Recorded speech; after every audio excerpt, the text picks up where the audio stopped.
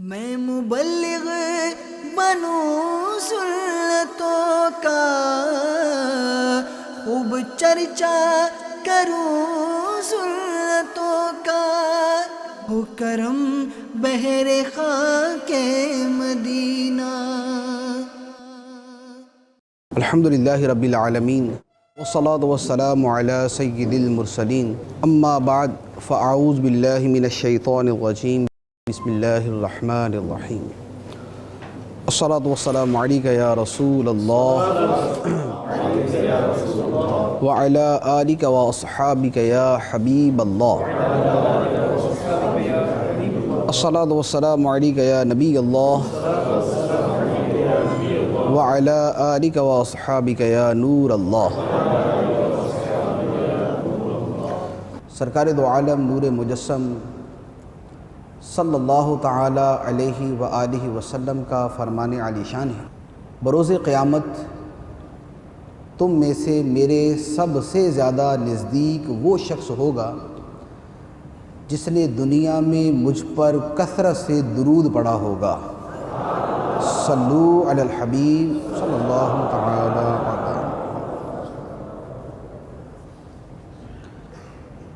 پیارے پیارے اسلامی بھائیوں،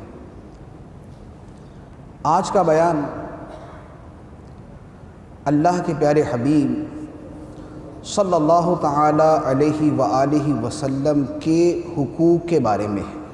نبی پاک صلی اللہ تعالی علیہ وآلہ وسلم کے حقوق جو اپنی امت پر ہیں، قرآن پاک میں اور احادیث طیبہ میں اور ان کی روشنی میں بزرگان دین نے اپنی کتابوں کے اندر بڑی تفصیل کے ساتھ بیان فرمائے۔ نبی پاک صلی اللہ علیہ وآلہ وسلم کا پہلا حق جو صرف مسلمانوں پر نہیں بلکہ تمام انسانوں پر ہے، تمام انسانوں پر ہے، وہ ہے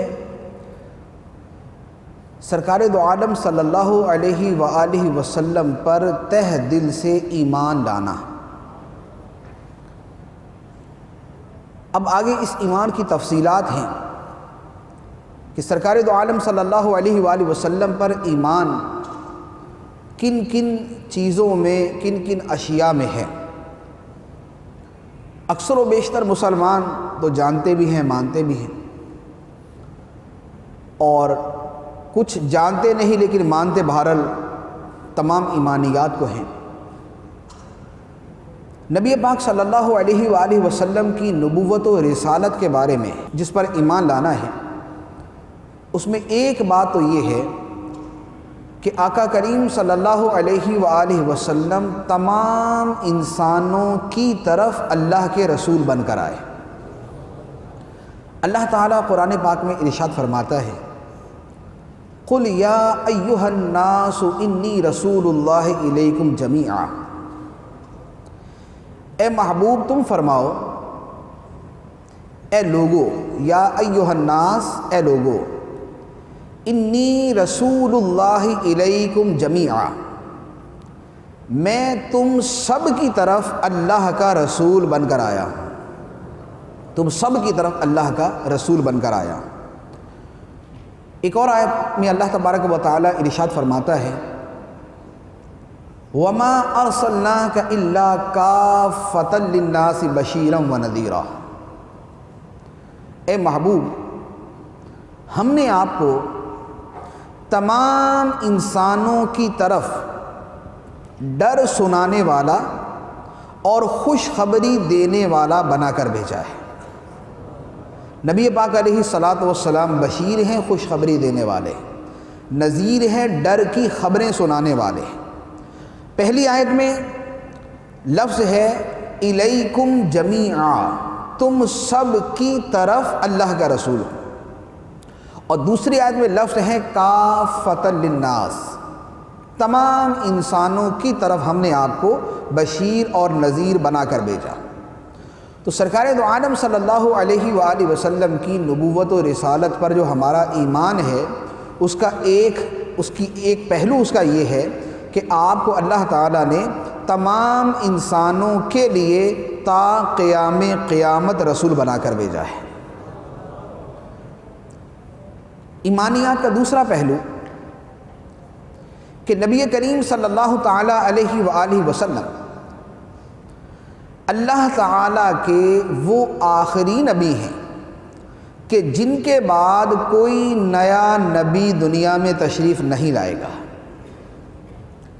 آپ کی ختم نبوت پر ایمان، یہ بھی اللہ تبارک و تعالیٰ نے قرآن پاک میں ارشاد فرمایا ما کان محمد ابا احد من رجالکم ولکن رسول اللہ وخاتم النبیین۔ محمد تم میں مردوں میں سے کسی کے باپ نہیں، ولیکن رسول اللہ، لیکن اللہ کے رسول ہیں، وخاتم النبیین، اور تمام نبیوں کے آخر میں تشریف لانے والے ہیں۔ یہ نبی پاک علیہ الصلوۃ والسلام پر ایمان کی ایک اور جہت، آپ کو نبی ماننا، رسول ماننا، اور آخری نبی اور آخری رسول ماننا۔ پھر آپ علیہ الصلوۃ والسلام پر ایمان لانے میں ایک اہم پہلو یہ ہے کہ اس بات پر بھی ایمان ہو کہ اللہ تبارک و تعالی نے جتنی مخلوقات پیدا فرمائیں، خواہ وہ جنات ہیں یا انسان ہیں یا فرشتے ہیں، اللہ تعالیٰ نے تمام مخلوقات سے افضل اور بہتر ہمارے نبی کو پیدا فرمایا۔ کل کائنات میں پہلے دن سے لے کر آخری دن تک اور جنت میں ہمیشہ کے لیے اللہ تبارک و تعالیٰ کے بعد جو بزرگ ترین ہستی ہے وہ ہمارے آقا صلی اللہ علیہ وآلہ وسلم کی ہے۔ اللہ تبارک و تعالیٰ قرآن پاک میں ارشاد فرماتا ہے تِلْكَ الرُّسُلُ فَضَّلْنَا بَعْضَهُمْ عَلَى بَعْضٍ مِّنْهُمْ مَنْ كَلَّمَ اللَّهُ وَرَفَعَ بَعْضَهُمْ دَرَجَاتٍ۔ فرمایا تِلْكَ الرُّسُلُ، یہ رسول ہیں، فَضَّلْنَا بَعْضَهُمْ عَلَى بَعْضٍ، ان میں کچھ رسولوں کو دوسروں پر ہم نے فضیلت عطا فرمائی کہ کچھ رسول دوسرے رسولوں سے بہتر ہیں، افضل ہیں۔ پھر فرمایا منہم من کلم اللہ، ان رسولوں میں کوئی وہ ہے کہ جس سے اللہ نے کلام کیا، رسولوں میں کوئی وہ ہے جس سے اللہ نے کلام کیا، حضرت موسیٰ علیہ السلام۔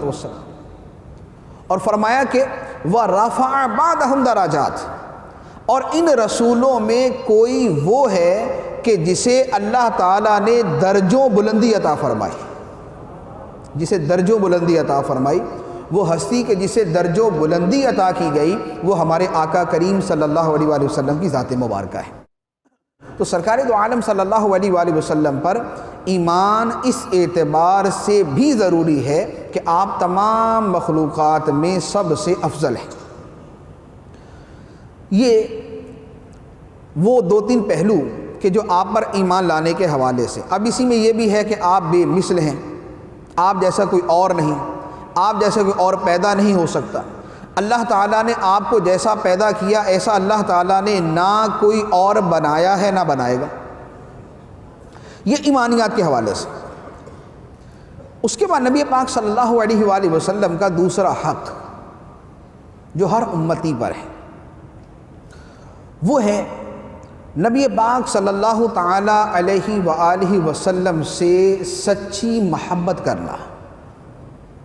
یہ آپ کا اپنی امت پر حق ہے کہ امتی دنیا کی ہر شے سے بڑھ کر نبی کریم صلی اللہ علیہ وآلہ وسلم سے محبت کرنے والے ہوں۔ اللہ تعالیٰ قرآن پاک میں ارشاد فرماتا ہے اور سرکار دو عالم صلی اللہ علیہ وآلہ وسلم نے احادیث مبارکہ میں ارشاد فرمایا۔ قرآن پاک میں اللہ تعالیٰ فرماتا ہے قُلْ إِن كَانَ آبَاؤُكُمْ وَأَبْنَاؤُكُمْ وَإِخْوَانُكُمْ وَأَزْوَاجُكُمْ وَعَشِيرَتُكُمْ وَأَمْوَالٌ اقْتَرَفْتُمُوهَا وَتِجَارَةٌ تَخْشَوْنَ كَسَادَهَا وَمَسَاكِنُ تَرْضَوْنَهَا أَحَبَّ إِلَيْكُم مِّنَ اللَّهِ وَرَسُولِهِ وَجِهَادٍ فِي سَبِيلِهِ فَتَرَبَّصُوا۔ تمام رشتے اور پیاری چیزیں اللہ تعالیٰ نے گنوا دی۔ تمہارے باپ، تمہارے بیٹے، تمہارے بھائی، تمہاری بیویاں، تمہارے کنبے قبیلے، تمہارے رشتہ دار، تمہارا مال و دولت، تمہارے کاروبار، تمہارے گھر جن میں تم رہائش اختیار کرتے ہو، یہ تمام کی تمام چیزیں اگر اللہ اور اس کے رسول سے زیادہ تمہیں پسند ہو تو پھر اللہ کے عذاب کا انتظار کرو۔ تو انتظار کرو حتیٰ کہ اللہ تعالیٰ اپنا حکم لے آئے۔ تو اللہ تعالیٰ نے بیان فرما دیا کہ ماں باپ کی محبت، اولاد کی محبت، رشتہ داروں کی محبت، اپنے گھر کی محبت، اپنے کاروبار کی محبت، اپنی دولت کی محبت، یہ تمام کی تمام محبتیں بعد میں ہوں گی، اور اللہ کے رسول کی محبت ان سب پر بلند و بالا ہوگی۔ تب آدمی کا ایمان کامل ہوتا ہے۔ نبی کریم صلی اللہ تعالیٰ علیہ وآلہ وسلم نے اسی لیے ارشاد فرمایا، لا یؤمن احدکم حتی اکون احب الیہ من والدہ وولدہ والناس اجمعین۔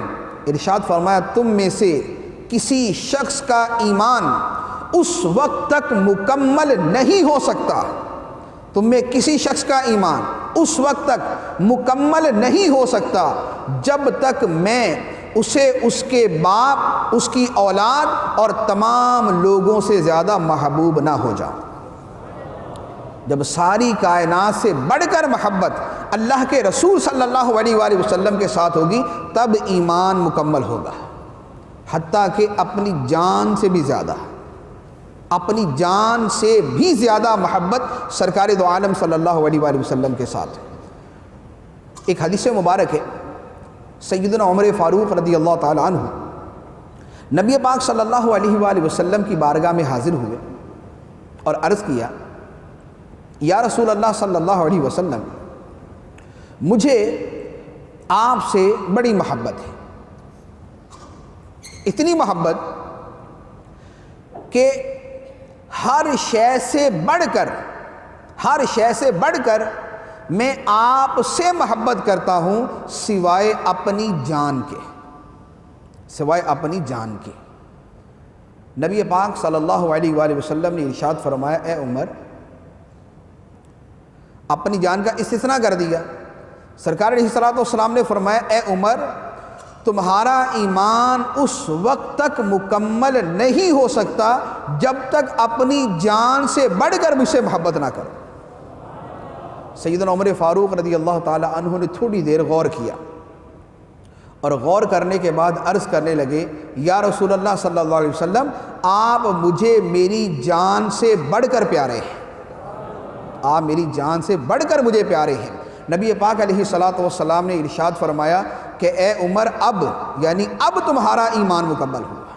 جب اپنی جان سے بڑھ کر نبی پاک علیہ الصلوۃ والسلام سے محبت ہوگی تب ایمان مکمل ہوگا۔ ایک اور حدیث مبارک ہے، ایک صحابی سرکار دو عالم صلی اللہ علیہ وآلہ وسلم کی بارگاہ میں حاضر ہوتے،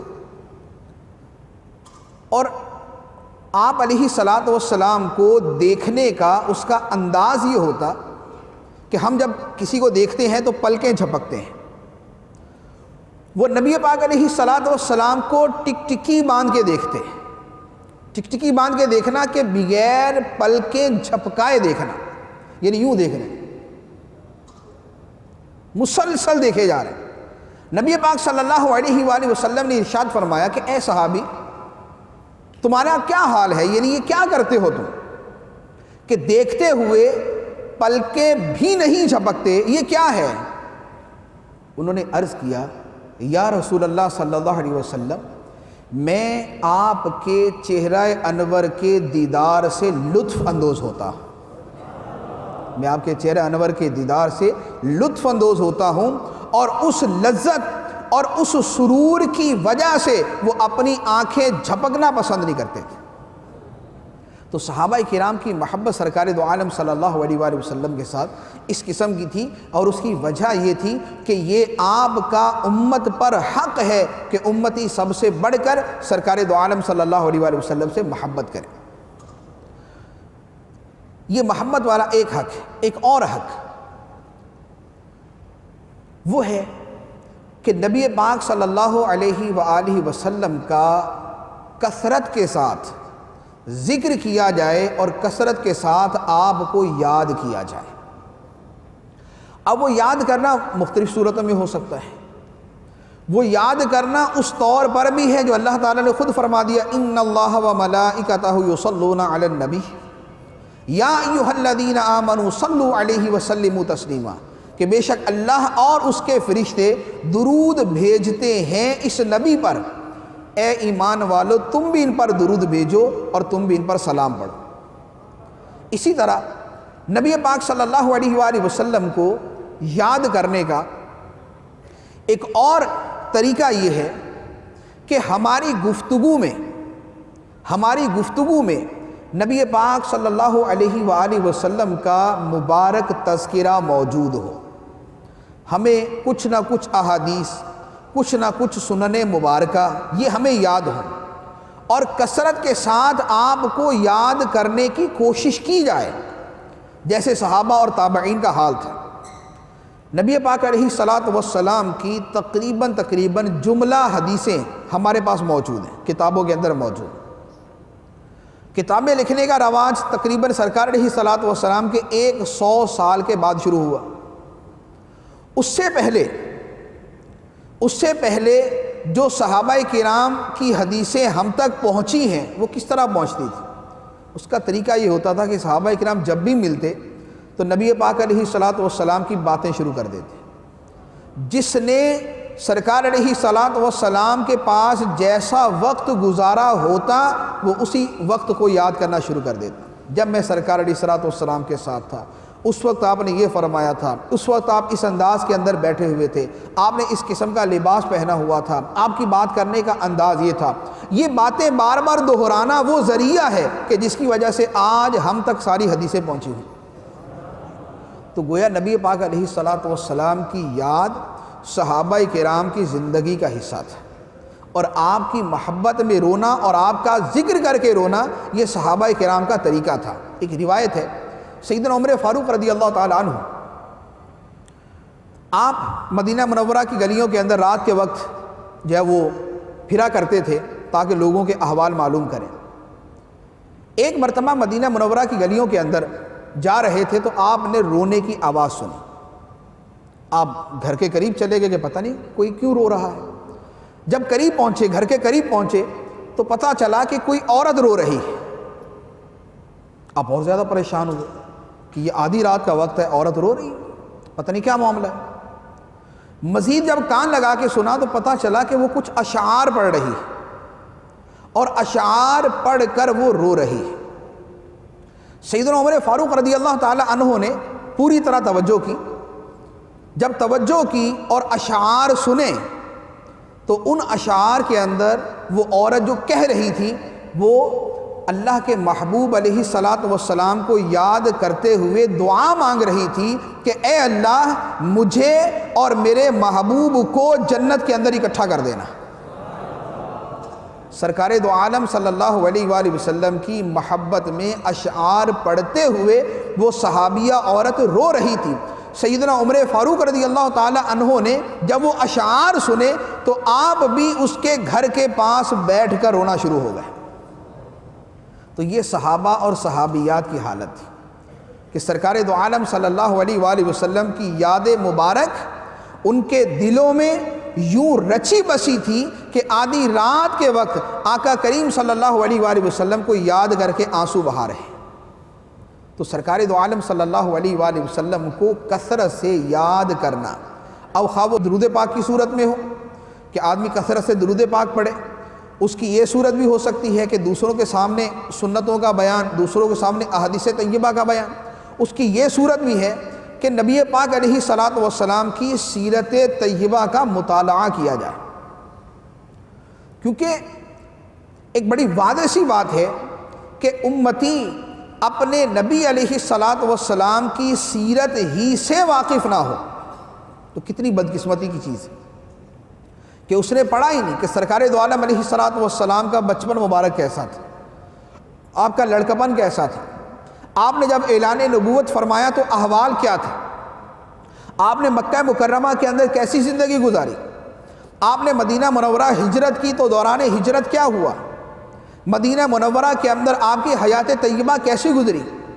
آپ کے اخلاق مبارکہ کیسے تھے، آپ کی گفتگو کا انداز کیسا تھا، آپ کا سونا اور جاگنا کیسا تھا، آپ کا صحابہ کرام کے ساتھ ملنا کیسا تھا، آپ کا حلم، عفو درگزر، ملنساری اور دیگر اوصاف اور اخلاق کیسے تھے، آپ کی تلاوت قرآن کیسی تھی، آپ کا نماز پڑھنے کا انداز کیسا تھا، آپ کا کھانا کھانے کا، پانی پینے کا انداز کیسا تھا، آپ نے اپنی زندگی کو کیسے گزارا، ذکر اللہ کیسے کیا کرتے تھے، ازواج مطہرات کے ساتھ کیسا سلوک تھا، بچوں کے ساتھ آپ کتنے پیار سے پیش آتے تھے، صحابہ کرام کو کس طرح شفقت دیا کرتے تھے، یہ تمام کی تمام چیزیں نبی پاک علیہ الصلاۃ والسلام کی سیرت مبارکہ کے مختلف گوشے اور مختلف پہلو ہیں۔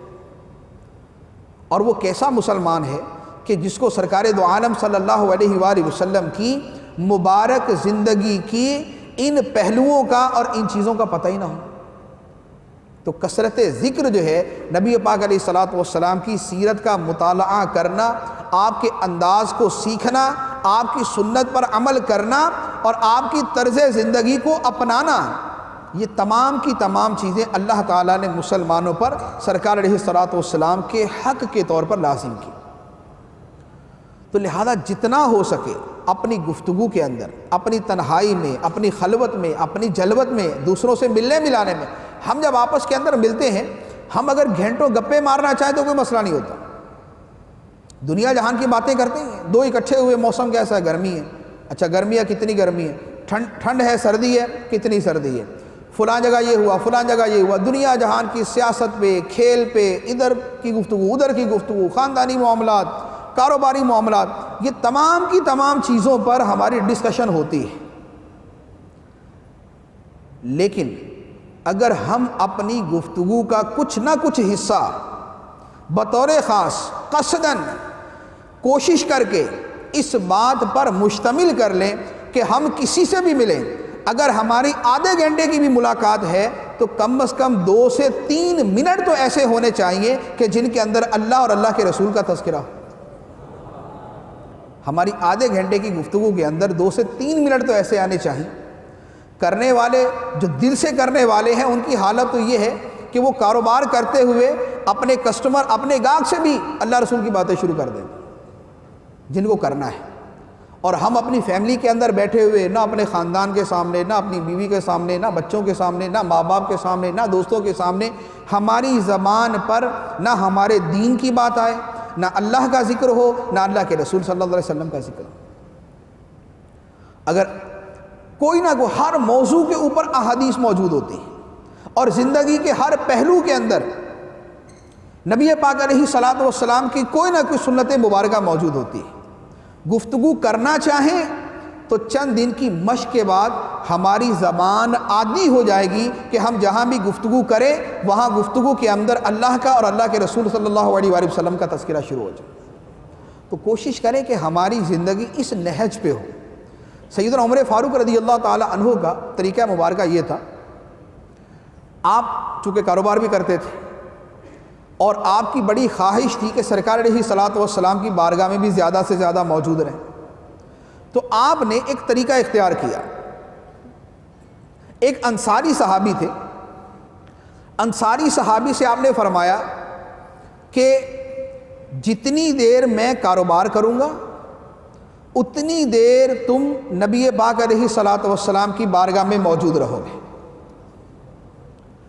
اور جتنی دیر تم کاروبار کرو گے اتنی دیر سرکار کی بارگاہ میں میں موجود رہوں گا۔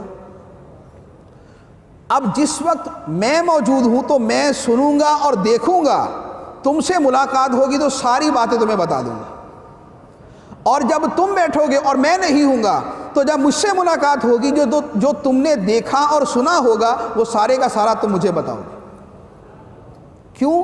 تاکہ سرکار صلی اللہ علیہ وآلہ وسلم کی جلوتوں کا ایک لمحہ بھی ان کی غفلت سے نہ گزر جائے، ان کی آنکھوں سے اوجھل نہ ہو۔ جب تک خود بیٹھے ہیں تب تک خود سرکار کو دیکھیں اور سنیں، اور جب نہ ہو تو ان کی جگہ کوئی دوسرا سنانے والا، بتانے والا موجود۔ تو اگر اپنی زندگی کو اس نہج پر لانا ہو تو یہ مشکل نہیں ہوتا۔ تو اب اپنا روزانہ کے معمول کے اندر کچھ حصہ تو وہ ہو کہ جو درود پاک پڑھنے پر مشتمل ہو، کچھ نہ کچھ اپنی زندگی کے اندر درود پاک پڑھنے کا حصہ ہونا چاہیے. جیسے مدنی انعامات کے اندر بھی ہے 313 مرتبہ درود شریف. 313 مرتبہ درود شریف پڑھنے میں 3 سے لے کر 6 منٹ لگتے ہیں. 3 سے لے کر 6 منٹ. اب یہ جو چند منٹ ہیں یہ درود شریف کے اندر ہوگا. 15 سے 20 منٹ یا 12 منٹ سیرت طیبہ کی کوئی بھی کتاب آدمی اپنے پاس رکھے، رات کو بستر پر لیٹتا ہے تو اپنے بیڈ کے کنارے جو ہے وہ کتاب رکھی ہوئی ہے، اٹھایا مطالعہ کرنا شروع کیا. آدمی لیٹتے ساتھ تو سو نہیں جاتا، سونے کے اندر اس کو کچھ ٹائم لگتا ہے. 12 منٹ اس وقت مطالعہ کیا، سوئے. اب سیرت طیبہ کا مطالعہ کرتے ہوئے یا نبی پاک علیہ الصلوۃ والسلام کی مبارک سنتوں کا مطالعہ کرتے ہوئے سوئیں گے تو یہ ہمارا سونا کس قدر خوش نصیب سونا بن جائے گا کہ میں سو جاؤں یا مصطفیٰ کہتے کہتے. یہ ہمارا سونا اس انداز کے اندر ہو جائے گا جب روزانہ کی بنیادوں پر، روزانہ ہمارا سونے سے پہلے کا معمول ہی ہے 12 منٹ ہم پڑھتے ہیں نبی پاک علیہ الصلوۃ والسلام کے اخلاق مبارکہ روزانہ جب پڑھیں گے ہماری زندگی کا ایک حصہ بن جائے گا کہ سرکار دو عالم صلی اللہ علیہ وآلہ وسلم کی مبارک یاد کے بغیر ہمارا سونا ہی نہیں ہوگا. تو سرکار علیہ الصلوۃ والسلام کو جو یاد کرنا جو ایک امتی کے لیے باعث سعادت ہے اور باعث ثواب بھی ہے، اس کا ایک طریقہ یہ ہو سکتا ہے. اسی طرح پھر جو باتیں اور جو سنتیں اور جو دین کی باتیں ہمیں معلوم ہیں، مثال کے طور پہ ہمارے سامنے کوئی آدمی کبھی غصہ کرتا ہے، کوئی آدمی کوئی جھوٹ بول دیتا ہے، کوئی آدمی کوئی حرکت کرتا ہے، ہم اسے بڑے پیار سے بیان کر سکتے ہیں کہ دیکھیں ہمارے آقا کریم صلی اللہ علیہ وآلہ وسلم کا مبارک طریقہ یہ تھا. اب وہ تب ہوگا کہ جب ہمیں اس کی معلومات ہوں گی. آپ کے کھانے کا انداز، آپ کے پینے کا، آپ کا سونے کا، آپ کے جاگنے کا، آپ کے لباس کا، جو آپ نے اس کے بارے میں فرمایا. بہار شریعت کا 16واں حصہ وہ تقریباً اسی طرح کی باتوں پر مشتمل ہے. نرمی، شفقت، عفو درگزر، مہمان نوازی، خدا خوفی، یہ تمام اس طرح کی چیزیں. کبھی آپ کسی کی تیمارداری کرنے جاتے ہیں تو وہاں پر جو ہے مرض کے فضائل، بیماری کے فضائل، تکلیف کے فضائل احادیث مبارکہ موجود. کسی کے پاس تعزیت کے لیے جاتے ہیں تو اس کے پاس جا کے اللہ تعالیٰ کی رحمت اور اس کی بخشش کی باتیں کریں تاکہ اس کی تسلی ہو. تو یوں اپنی زندگی میں ہم اپنی زبان کو عادی بنائیں کہ اس سے قرآن، اس سے احادیث اور اس سے سرکار دو عالم صلی اللہ علیہ وآلہ وسلم کا تذکرہ جاری ہے. یہ ہم کرتے جائیں گے تو انشاءاللہ ہماری باتوں سے دوسروں کی بھی اصلاح ہوگی اور اس کے ساتھ ہماری بھی اصلاح ہوتی جائے گی. ہمارے دل کے اندر بھی نبی پاک علیہ الصلوۃ والسلام کی یاد کا نور جو ہے وہ روشن ہوتا جائے گا. تو سرکار علیہ الصلوۃ والسلام کا ذکر مبارک جو ہے یہ آپ علیہ الصلوۃ والسلام کا ایک حق ہے جو ہر امتی پر ہے. ایک اور حق جو نبی پاک علیہ الصلوۃ والسلام کا ہے اور بہت ہی اہم حق ہے کہ اس کے بغیر کسی کا ایمان ہی نہیں ہو سکتا، اس کے بغیر کوئی مسلمان ہی نہیں ہو سکتا. وہ ہے آقا کریم صلی اللہ علیہ وآلہ وسلم کی تعظیم مبارک. دل و جان سے آپ کی تعظیم کرنا. اور یہ وہ حق ہے کہ اللہ تبارک و تعالی نے خود قرآن کے اندر مسلمانوں کو یہ سکھایا ہے. قرآن پاک کا جو مطالعہ کرتا ہے تو قرآن پاک میں اکثر و بیشتر مسائل کو زیادہ تفصیل کے ساتھ بیان نہیں کیے گئے. جیسے نماز کا طریقہ قرآن پاک میں کوئی ڈیٹیل سے نہیں ہے کہ یہاں سے شروع ہوگی یہاں ختم ہو. لیکن سرکار دو عالم صلی اللہ علیہ وآلہ وسلم کی بارگاہ کے آداب، آپ کے نام مبارک کا ادب، آپ کی بارگاہ میں حاضری کے آداب، یہ وہ چیزیں ہیں جو اللہ تبارک و تعالی نے تفصیل کے ساتھ قرآن پاک کے اندر بیان فرمائے. اللہ تبارک و تعالی ارشاد فرماتا ہے اِنَّا أَرْسَلْنَاكَ شَاهِدًا وَمُبَشِّرًا وَنَذِيرًا. اے محبوب، بے شک ہم نے آپ کو گواہ بنا کر بھیجا اور خوشخبری دینے والا اور ڈر سنانے والا. اب آپ کو کیوں بھیجا؟ اللہ تعالیٰ فرماتا ہے لِتُؤْمِنُوا بِاللَّهِ وَرَسُولِهِ. نبی کو بھیجنے کا مقصد یہ ہے تاکہ اے لوگو تم اللہ پر اور اس کے رسول پر ایمان لاؤ. اس کے بعد فرمایا وَتُعَزِّرُوهُ وَتُوَقِّرُوهُ، اور تم نبی کی خوب تعظیم کرو اور ان کی خوب توقیر کرو. یعنی سرکار دو عالم صلی اللہ علیہ وآلہ وسلم کو بھیجنے کے مقاصد میں سے یہ ہے کہ آپ علیہ الصلاۃ والسلام کی تعظیم کی جائے۔ پھر اللہ تبارک و تعالی نے صحابہ کرام کے زمانے میں ایک لفظ استعمال کیا جاتا۔ صحابہ کرام جب سرکار کی بارگاہ میں بیٹھتے اور کوئی بات نہ سمجھ آتی تو عرض کرتے کہ راعنا یا رسول اللہ، کہ یا رسول اللہ صلی اللہ علیہ وسلم ہماری رعایت فرمائیں۔ رعایت فرمائیں مراد یہ کہ ایک مرتبہ دوبارہ دہرا دیں۔ یہودیوں کی زبان میں، جو ان کی زبان جو بولتے تھے، اس میں لفظ راعنا کا ایک برا معنی تھا۔ یعنی راعنا کا اصل معنی تو یہ ہے کہ ہماری رعایت کریں، کہ ہمیں دوبارہ دہرا دیں، لیکن یہودیوں کی لغت میں اس کا ایک برا معنی تھا، وہ اس معنی کو ذہن میں رکھ کر یہ لفظ بولتے تھے۔ ایک صحابی کو یہ معلوم تھا کہ یہودی اپنے خبیث معنی کے اعتبار سے یہ لفظ بولتے ہیں، تو اس صحابی نے یہودیوں سے کہا کہ آئندہ یہ لفظ اگر تم نے استعمال کیا تو جان سے مار دوں گا۔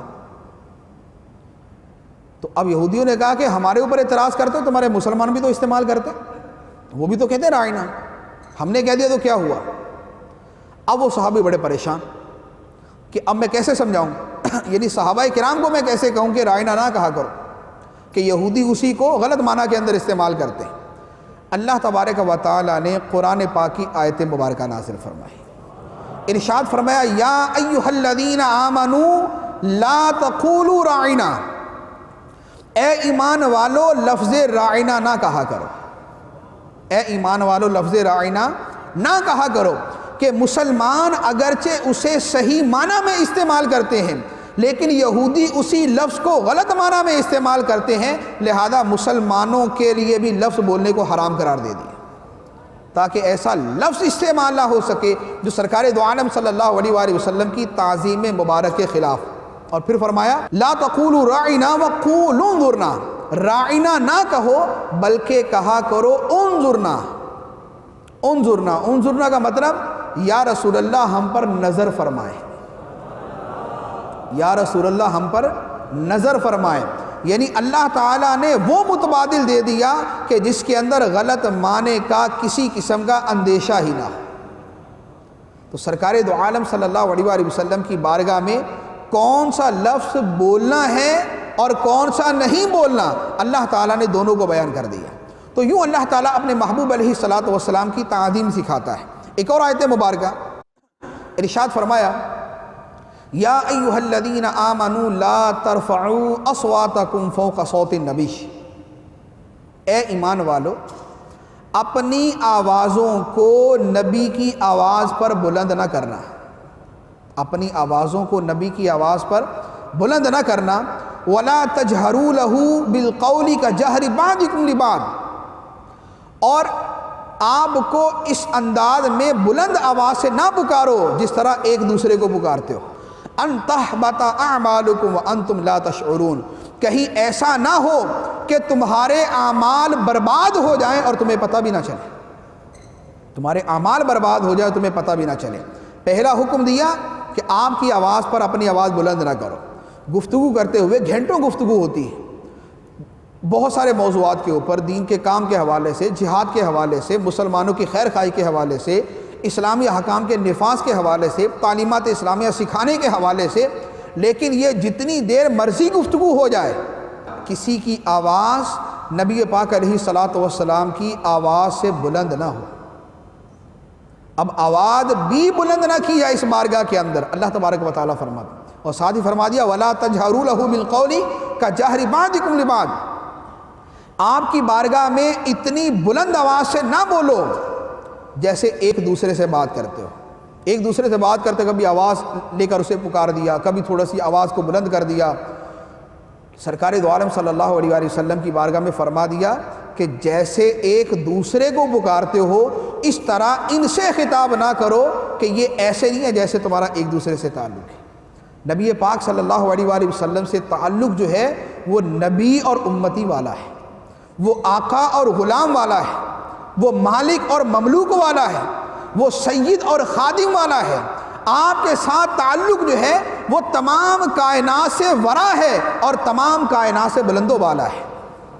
آپ کے ساتھ بات کرنے کا انداز وہ نہیں ہوگا جو بڑے بھائی کے ساتھ ہے، آپ سے بات کرنے کا انداز وہ نہیں ہوگا جو ماں یا باپ کے ساتھ ہے، آپ سے بات کرنے کا انداز وہ ہوگا جو ان سب سے بلند و بالا ہوگا، جو ان سب سے بہتر ہوگا۔ تو اللہ تبارک و تعالیٰ نے اپنے محبوب علیہ الصلاۃ والسلام کی تعظیم کو قرآن پاک کے اندر بیان فرمایا۔ اب اس تعظیم کے پھر پہلو ہیں، آپ کے نام مبارک کی تعظیم، کہ جب اسم مبارک سنا جائے تو درود شریف پڑھا جائے، جب نام مبارک سنا جائے تو درود شریف پڑھا جائے۔ سرکار دو عالم صلی اللہ علیہ وآلہ وسلم نے خود ارشاد فرمایا کہ وہ شخص بخیل ہے، وہ کنجوس ہے جس کے پاس میرا نام لیا جائے اور مجھ پر درود نہ پڑھے۔ تو جب بھی سرکار علیہ الصلاۃ والسلام کا نام مبارک سنا جائے، محبت کے ساتھ اسی وقت درود پڑھا جائے، کامل درجے کی تعظیم کے انگوٹھے چوم کر آنکھوں سے لگا جائے اور درود شریف پڑھا جائے۔ پھر آپ علیہ الصلاۃ والسلام کی تعظیم کا ایک پہلو یہ کہ آپ کے ذکر مبارک کی تعظیم کی جائے، آپ کا جہاں ذکر مبارک ہو اسے اس طرح ذوق و شوق کے ساتھ کیا جائے، اور اس طرح ذوق و شوق اور تعظیم کے ساتھ کیا جائے جس طرح صحابہ کرام اور تابعین کیا کرتے تھے۔ ایک صحابی ہیں جلیل القدر صحابی، ان سے کسی نے کہا کہ نبی پاک صلی اللہ علیہ وآلہ وسلم کا چہرہ مبارک کیسا تھا، آپ کا حلیہ مبارک کیسا تھا؟ انہوں نے فرمایا میں نہیں بتا سکتا۔ پوچھا کیوں؟ آپ نے زندگی کے برسوں، کئی سال نبی پاک علیہ الصلاۃ والسلام کے ساتھ گزارے ہیں اور آپ کہتے ہیں میں بتا نہیں سکتا۔ ان صحابی نے جواب دیا کہ میں نے پوری زندگی نبی پاک علیہ الصلاۃ والسلام کی عظمت و ہیبت کی وجہ سے کبھی نگاہ اٹھا کر جی بھر کے سرکار کو دیکھا ہی نہیں، آپ کی عظمت اور تعظیم کی وجہ سے کبھی میں نے غور سے سرکار دو عالم صلی اللہ علیہ وآلہ وسلم کو دیکھا ہی نہیں۔ جب بھی سرکار کی بارگاہ میں بیٹھتے تھے ہمیشہ نگاہیں جھکا کر بیٹھا کرتے، ہمیشہ نگاہیں جھکا کر بیٹھتے تھے۔ اور صحابہ کرام نے تو وہ تعظیم کی کہ جس کی نہ مثل ہے نہ مثال ہے، تو صحابہ کرام کی یہ تعظیم تھی۔ اور اسی طرح امام مالک رضی اللہ تعالیٰ عنہ نبی پاک صلی اللہ علیہ وآلہ وسلم کے ذکر مبارک کی تعظیم، سبحان اللہ۔ آپ کے گھر کا کوئی دروازہ کھٹکھٹاتا، آپ باہر نکلتے اور پوچھتے کہ کس کام سے آئے۔ اگر وہ کہتا ہے کہ مجھے کوئی مسئلہ پوچھنا ہے، مجھے کوئی شرعی مسئلہ پوچھنا ہے نماز کا، روزے کا، تو آپ فرماتے پوچھو، وہ مسئلہ پوچھتا اور چلا جاتا۔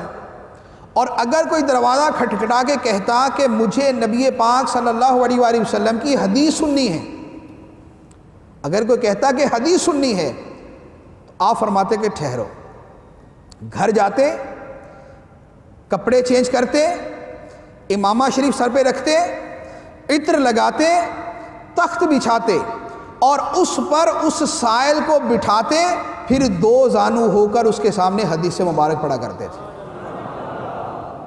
مسئلہ پوچھنے آیا تو کھڑے کھڑے بتا کے فارغ کر دیا، اور اگر سرکار دو عالم صلی اللہ علیہ وآلہ وسلم کی حدیث سننے آیا تو تخت بچھا کر، خوشبو لگا کر، عود سلگا کر، کپڑے اچھے پہن کر، امامہ سر پہ باندھ کر، دو زانو ہو کر ادب اور تعظیم کے ساتھ سرکار دو عالم صلی اللہ علیہ وسلم کی حدیث مبارک سنایا کرتے تھے۔ تو یہ تھی نبی پاک علیہ الصلاۃ والسلام کی تعظیم مبارک کا حال۔ پوری زندگی مدینہ منورہ سے صرف ایک مرتبہ حج فرض کے لیے مکہ مکرمہ گئے۔ امام مالک رضی اللہ تعالیٰ عنہ پوری زندگی حج کے لیے ایک مرتبہ مکہ مکرمہ میں گئے، دوبارہ پوری زندگی مدینہ منورہ میں گزار دی، اور فرمایا کہ میں نہیں چاہتا کہ میں حج کرنے جاؤں، مدینہ منورہ سے باہر ہوں اور مجھے موت آ جائے، مدینہ منورہ سے باہر جاؤں اور مجھے موت آ جائے، مجھے مدینہ منورہ ہی کے اندر موت چاہیے۔ تو یہ سرکار دو عالم صلی اللہ علیہ وآلہ وسلم کی تعظیم مبارک۔ تو یہ آپ علیہ الصلاۃ والسلام کا یہ حق ہے کہ آپ کے نام کی، آپ کے تبرکات کی، آپ کی ذات مبارکہ کی، آپ کے درود شریف کی، جہاں آپ کا نام مبارک لکھا ہوا ہو، جہاں آپ کا مبارک تذکرہ کیا جائے، جو آپ کی سیرت مبارکہ ہے، آپ سے منسوب چیزیں ہیں، ان تمام چیزوں کی تعظیم کی جائے۔ نام مبارک ہے اس کی تعظیم ہے، آپ کے تبرکات کے بارے میں پتہ چلتا ہے اس کی تعظیم ہے، آپ کی سیرت طیبہ لکھی ہے اس کی تعظیم ہے۔ الغرض نبی پاک علیہ الصلاۃ والسلام سے نسبت رکھنے والی ہر شے کی تعظیم کی جائے گی، آپ سے تعلق اور نسبت رکھنے والی ہر شے کی تعظیم کی جائے گی۔ نبی پاک علیہ الصلاۃ والسلام کا ایک اور حق کہ آپ کے ہر حکم کو اور آپ کے ہر فرمان کو دل و جان سے تسلیم کیا جائے، ہر فرمان کو دل و جان سے تسلیم کیا جائے۔ اللہ تبارک و تعالیٰ قرآن پاک میں ارشاد فرماتا ہے وَمَا كَانَ لِمُؤْمِنٍ وَلَا مُؤْمِنَةٍ اِذَا قَضَى اللَّهُ وَرَسُولُهُ أَمْرًا أَن يَكُونَ لَهُمُ الْخِيَرَةُ مِنْ أَمْرِهِمْ۔ ارشاد فرمایا کسی مومن مرد اور کسی مومن عورت کے لیے یہ حق نہیں کہ اسے اپنے کسی معاملے کا اختیار ہو جب اللہ اور اللہ کا رسول کسی بات کا فیصلہ فرما دیں۔ مراد کیا؟ مراد یہ کہ جب کسی معاملے میں اللہ اور اللہ کے رسول صلی اللہ علیہ وآلہ وسلم کوئی فیصلہ فرما دیں تو اب کسی مسلمان مرد و عورت کو اس معاملے میں کوئی اختیار باقی نہیں رہتا، اب اسے آپ کے حکم کو تسلیم کرنا ہے۔ اور یہ تسلیم بھی کیسے کرنا ہے؟ اللہ تعالیٰ ارشاد فرماتا ہے، فرمایا فَلَا وَرَبِّكَ لَا يُؤْمِنُونَ حَتَّى يُحَكِّمُوكَ فِي مَا شَجَرَ بَيْنَهُمْ ثُمَّ لَا يَجِدُوا فِي أَنفُسِهِمْ حَرَجًا مِّمَّا قَضَيْتَ وَيُسَلِّمُوا تَسْلِيمًا۔ ارشاد فرمایا کہ اے محبوب تیرے رب کی قسم، لا یؤمنون، لوگ ایمان والے نہیں ہو سکتے، حتیٰ یحکموک فیما شجر بینہم، جب تک اپنے جھگڑوں میں آپ کو اپنا حاکم تسلیم نہیں کر لیتے۔ لوگ ایمان والے نہیں ہو سکتے جب تک آپ کو اپنے جھگڑوں میں اپنا حاکم تسلیم نہیں کر لیتے، اور جو آپ فیصلہ فرما دیں اس کے بارے میں کیا فرمایا؟ لا یؤمنون حتیٰ یحکموک فیما شجر بینہم ثم لا یجدوا فی انفسہم حرجا مما قضیت، اور جو آپ فیصلہ کر دیں اس کے بارے میں اپنے دل کے اندر بھی کوئی اعتراض نہ پائیں۔ فیصلے میں بعض اوقات ہوتا ہے نا کہ آدمی فیصلہ تو ماننا ہی پڑتا ہے لیکن دل راضی نہیں ہوتا اس کے اوپر، جج فیصلہ کر دیتا ہے، فیصلہ مان لیا لیکن دل سے اس کو قبول نہیں کیا۔ لیکن سرکار دو عالم صلی اللہ علیہ وآلہ وسلم کے جو فیصلے ہیں، اللہ تعالیٰ فرماتا ہے کہ آپ کے فیصلے کو قبول بھی کریں اور اس کے ساتھ اپنے دل میں ذرہ برابر کوئی رکاوٹ محسوس نہ کریں، دل و جان سے اس کو تسلیم کریں۔ اب یہاں پر یہ سوال ہوتا ہے کہ ہمارے لیے کیا فیصلہ تسلیم، یعنی ہم کیا فیصلہ تسلیم کریں؟ سرکار علیہ الصلوۃ والسلام اپنے زمانے میں فیصلے کرتے تھے، صحابہ کرام مانتے تھے۔ ہمارے سامنے کون سا فیصلہ جسے ہم تسلیم کریں؟ ہمارے سامنے جو فیصلہ ہے وہ آپ نے، نبی پاک علیہ الصلوۃ والسلام نے ہمارے دین کے بارے میں جو کچھ فرما دیا اور جو حکم دے دیا، اب ان میں سے کسی شے کے بارے میں دل کے اندر کوئی رکاوٹ پیدا نہ ہو۔ جیسے بہت سارے لوگ جو مسلمان کہلاتے ہیں، کبھی پردے پر اعتراض شروع، کبھی سود کی حمایت شروع، کبھی جو ہے وہ کسی اسلامی قانون کے اوپر اعتراضات شروع، کبھی جو ہے ان کو اسلام کی کوئی چیز سمجھ نہیں آتی، کبھی کوئی چیز سمجھ نہیں آتی۔ جو اخبار پڑھتے ہیں، جو ٹی وی دیکھتے ہیں، ان کو پتہ ہے کہ جو جس کا دل آتا ہے بولنا شروع کر دے، اسلام کی فلاں چیز ہمیں سمجھ نہیں آتی، یہ نہیں ہونی چاہیے، اس طرح یہ پردہ پتہ نہیں کہاں سے آ گیا۔ حالانکہ پردہ قرآن میں، پردہ حدیث میں، دین کے جتنے احکام ہیں قرآن میں، حدیث میں۔ تو اب دین کے کسی بھی معاملے پر نبی پاک علیہ الصلوۃ والسلام نے فرما دیا کہ سود سے بچنا ہے تو اب بچنا ہے۔ اب بھلے پوری دنیا کے اندر وہ سود کا نظام چل رہا ہے، پوری دنیا اس سسٹم کے اوپر چل رہی ہے، جو کچھ مرضی ہے، جب نبی پاک علیہ الصلوۃ والسلام نے سود کو حرام قرار دے دیا تو اب اس سے بچنا ہی ہے، اب کوئی دوسرا آپشن نہیں، اب کوئی دوسرا اختیار۔ نبی پاک علیہ الصلوۃ والسلام نے پردے کا فرما دیا تو اب اپنی تعویلوں کے ذریعے یا اپنے جو ہے وہ اپنی ذہنی جو ہے وہ اپنے دلائل کے ذریعے کہ نہیں وہ اصل میں پردہ اس زمانے کے اعتبار سے تھا تو اصل میں وہ یوں تھا تو یوں تھا، نہیں، کچھ بھی نہیں۔ نبی پاک علیہ الصلوۃ والسلام نے فرما دیا تو فرما دیا، بس ختم۔ داڑھی شریف کے بارے میں، امام شریف کے بارے میں نبی پاک علیہ الصلوۃ والسلام نے فرما دیا داڑھی بڑھاؤ، مونچھیں پست کرو۔